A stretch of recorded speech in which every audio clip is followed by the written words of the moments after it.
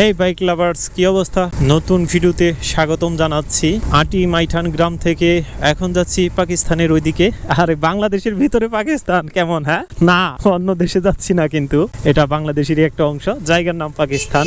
যারা সচরাচর সুয়াপুরের এইদিকে যাতায়াত করেন তারা পাকিস্তান এলাকা সম্বন্ধে ভালোই জানেন।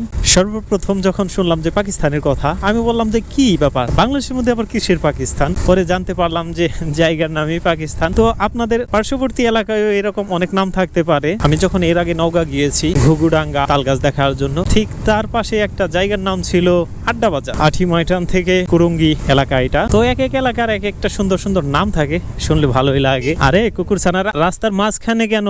হ্যাঁ বাবুরা, তোমরা তো দুর্ঘটনায় ফেলাইবে আমাদের। একটা প্রাইমারি স্কুল কুরুঙ্গি এলাকা এটা। তো রাস্তায় জায়গায় জায়গায় খুবই বেহাল, পানি জমে রাস্তা ভেঙে গেছে জায়গায় জায়গায়। অবশেষে আমরা কুরুঙ্গির পর পাকিস্তান, সেই বিখ্যাত জায়গা, এটাই সেই পাকিস্তান বাজারটা। আজকে যেহেতু শুক্রবার, আর শুক্রবার করেই হাট হয়, তো এটা ওনারা সকাল থেকে জুমার নামাজের পর পর্যন্ত চালু রাখছিল। তারপরে এখন বন্ধ, হাট শেষ। তবে হাটের একাংশ কিছু এখনো রয়ে গেছে, এই যেরকম পেঁয়াজুর দোকান টোকান। তো যাই হোক, জায়গাটা ভালোই লাগলো। একটা সার্কেলের মতো ত্রিভুজ আকৃতির, তিন পাশ দিয়ে রাস্তা, মাঝখানে কিছু ঘর। একটা এলাকার পরিচয় করলাম, আর এই ভিডিওটা এখানেই শেষ করছি।